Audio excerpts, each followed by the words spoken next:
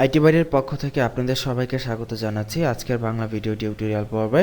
আমাদের আজকের পর্বের বিষয় হচ্ছে সিএসএস এর অ্যানিমেশন প্রপার্টি, এবং এটি অত্যন্ত চমৎকার এবং পাওয়ারফুল একটি প্রপার্টি। এটি ইউজ করে আমরা সিএসএস এর চমৎকার ইফেক্ট তৈরি করতে পারি, এবং একটি ওয়েবসাইটে আমরা অনেক বিভিন্ন ধরনের অ্যাট্রাকটিভ ইফেক্ট এটার মাধ্যমে তৈরি করা সম্ভব।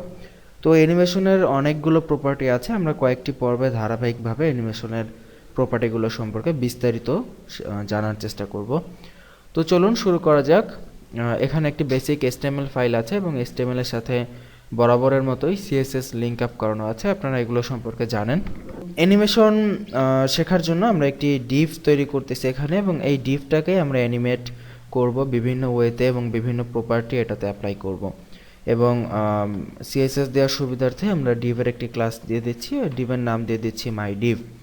আমরা যে কোনো নাম দিতে পারি, আপনারা জানেন। সো এখানে মাই ডিভের একটি CSS দিয়ে দিচ্ছি, এবং এটির একটি বেসিক CSS আমরা দিয়ে দেই 150 পিক্সেল, হাইট 150 পিক্সেল, এবং ব্যাকগ্রাউন্ড কালার দিয়ে দিচ্ছি রেড। ওকে, সেভ করলাম। এবার এতটুকুর যদি আউটপুট দেখে আসি, দেখুন এতটুকু মানে আমরা তৈরি করলাম এতক্ষণ যে 150 পিক্সেল বাই 150 পিক্সেল এবং ব্যাকগ্রাউন্ড কালার রেড। এখন আমরা এই অংশটাকে এমনভাবে অ্যানিমেট করতে চাচ্ছি যে এই রেড থেকে ব্যাকগ্রাউন্ড কালারটা গ্রিনে পরিণত হবে একটু স্মুথলি এবং কিছুটা সময় নিয়ে। এবং দেখা গেছে এর পাশাপাশি এর আরও কিছু চেঞ্জ হবে, যেমন বর্ডার রেডিয়াস, এখানে কোনা আছে, আমরা এগুলোকে গোল করে দিতে পারি।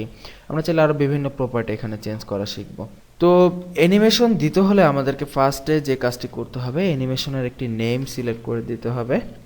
দেখুন আমরা অ্যানিমেশনের নেম আমরা সিলেক্ট করে দিচ্ছি। আমরা যে কোনো নাম এখানে দিতে পারি আমাদের ইচ্ছা মতো। তো আমি আমার নিজের নামটাই দিচ্ছি, আব্দুল।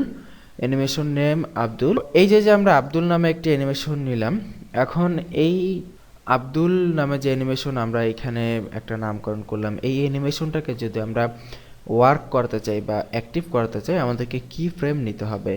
কি ফ্রেমের কাজ হচ্ছে যেটা প্রতিটা ফ্রেমে মানে কতটুকু সময় জুড়ে অ্যানিমেশনটা কি চেঞ্জ হবে সেগুলো আমরা কি ফ্রেমের মধ্যে ডিক্লেয়ার করে দিব।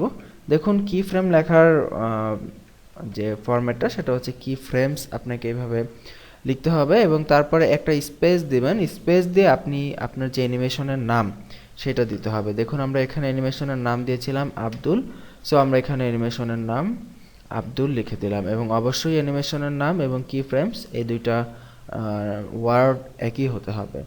তো কি ফ্রেমে জেনারেলি আমরা যেটা ইউজ করি ফ্রম এবং টু। ফর্ম এবং টু এর কাজ হচ্ছে যে ফর্ম আপনাকে ডিফাইন করে দিবে যে অ্যানিমেশনটা শুরু হবে কি অবস্থা থেকে, এবং টু বলে দিবে যে অ্যানিমেশনটা শেষ হবে কোন অবস্থায় গিয়ে। যেমন ধরুন ফর্মে যদি আমরা এখানে লিখি যে ব্যাকগ্রাউন্ড কালার কি হবে, শুরু অবস্থায় রেড হবে ব্যাকগ্রাউন্ড কালার, এবং আমরা ট্রুতে গিয়ে যদি আমরা এখানে লিখি যে ব্যাকগ্রাউন্ড কালার কি হবে, গ্রিন, মানে শুরু হবে রেড দিয়ে শেষ হবে গ্রিন দিয়ে। এই অবস্থায় যদি আমরা আউটপুটটা দেখি যে আমরা যে এটা লিখলাম যে শুরু হবে রেড দিয়ে শেষ হবে গ্রিন দিয়ে, বাট আমরা যদি আউটপুটটা রিফ্রেশ করি দেখব যে কিছুই হয়নি, কোনো চেঞ্জ হয়নি। কিন্তু এরকম না হওয়ার অ্যাকচুয়ালি কারণটা কি, তাই না? যে আমরা তো এখানে উল্লেখ করলাম যে শুরু হবে রেড শেষ হবে গ্রিন দিয়ে। এটা না হওয়ার কারণ হচ্ছে এই অ্যানিমেশনটা কতক্ষণ ধরে চলবে সেটা কিন্তু আমরা ডিফাইন করি নাই। যে এই যে লাল থেকে সবুজ হবে এটা কতটুকু সময় ধরে হবে সেটাও আমাদেরকে এখানে ডিফাইন করে দিতে হবে। সো সেটা ডিফাইন করার জন্য আমাদেরকে যে প্রপার্টিটা ইউজ করতে হয়, অ্যানিমেশন ডিউরেশন প্রপার্টি ইউজ করতে হয়। এবং আমরা যদি এখানে 2 সেকেন্ড উল্লেখ করে দেই তাহলে এই টোটাল অ্যানিমেশনটা 2 সেকেন্ড সময় ধরে হবে। যেমন আমরা যদি এটা রিফ্রেশ করি আমরা দেখব 2 সেকেন্ড সময় টাইম নিয়ে এটা লাল থেকে আস্তে করে সবুজ হয়ে গেল, এবং সবুজ হওয়ার পর যখন অ্যানিমেশনটা শেষ হয়ে গেছে সেটা আগের অবস্থায় ফিরে এসেছে। আমরা যদি এটা রিপিট করি দেখুন শেষ হওয়ার সাথে সাথে সেটা আগের অবস্থানে ফিরে আসলো। তো এই হচ্ছে বেসিক অ্যানিমেশন প্রপার্টি। এবং আমরা যদি চাই যে এটা শেষ অবস্থায় গিয়ে গোল হয়ে যাবে তাহলে আমরা কি করতে পারি, আমরা এখানে বর্ডার রেডিয়াস দিতে পারি 50%, দিলে এটা টোটালি বৃত্তের মতো হয়ে যাবে। রিফ্রেশ করি দেখুন কমপ্লিটলি বৃত্তের মতো হয়ে আবার আগের পজিশনে ফিরে আসলো। সো এই হচ্ছে অ্যানিমেশনের বেসিক আইডিয়া, বেসিক থিম। এবং এখানে আরও একটি বিষয় আপনাদেরকে বলে দেই যে দেখুন অ্যানিমেশনটি কিন্তু একবারই মাত্র হচ্ছে। আবার যদি রিফ্রেশ করি দেখব মাত্র একবার হয়ে আগের অবস্থানে ফিরে আসতেছে। বাট আমরা যদি চাই এটা একবার হবে না, এটা আমরা 4বার 5বার আমাদের ইচ্ছা মতো আমরা নিয়ন্ত্রণ করতে চাই যে এটা কতবার হবে সেটা আমরা ডিফাইন করে দিব। তো এরকম যদি চাই তাহলে আমাদেরকে আরও একটি প্রপার্টি ইউজ করতে হবে, অ্যানিমেশন ইটারেশন কাউন্ট। দেখুন আমরা এখানে লিখে দিচ্ছি, দেখুন অ্যানিমেশন ইটারেশন কাউন্ট 3 দেওয়ার মানে হচ্ছে এটা 3বার হবে একবারের পরিবর্তে। এখন যদি রিফ্রেশ করি দেখবেন একবার, এরপরে 2বার, এরপর আবার একবার, 3বার, 3বার হয়ে সেটা স্টপ হয়ে যাবে। সো এই হচ্ছে মূলত আমাদের অ্যানিমেশন প্রপার্টির ভেরি বেসিক। এবং আমরা মানে অ্যানিমেশন যেহেতু আমরা মাত্র শুরু করলাম অ্যানিমেশন, আমরা আগে জানি না এই প্রপার্টিটা সম্পর্কে।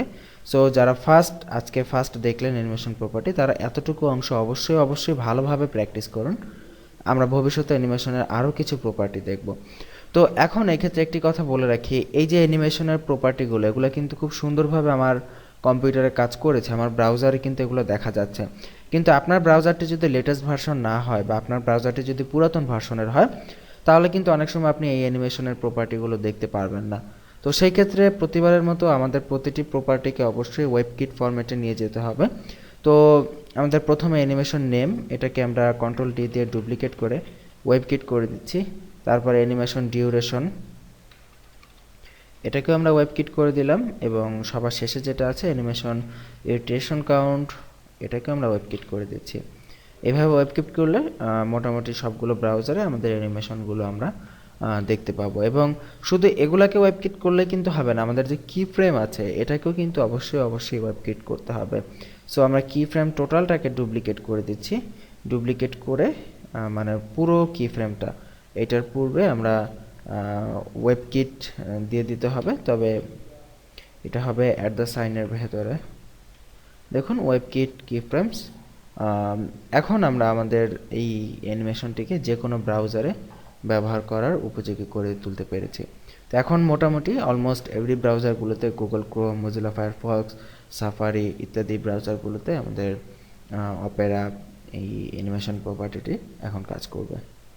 তো আশা করি সবাই বুঝতে পেরেছেন যে অ্যানিমেশন প্রপার্টি কীভাবে ইউজ করতে হয়, এবং এই বেসিক অ্যানিমেশন প্রপার্টিটি আপনারা সবাই বাসায় প্র্যাকটিস করে ফেলুন। ভালো থাকবেন সবাই, সুস্থ থাকবেন। আগামী পর্বে আমন্ত্রণ জানিয়ে এখানে বিদায় নিচ্ছি। আল্লাহ হাফিজ।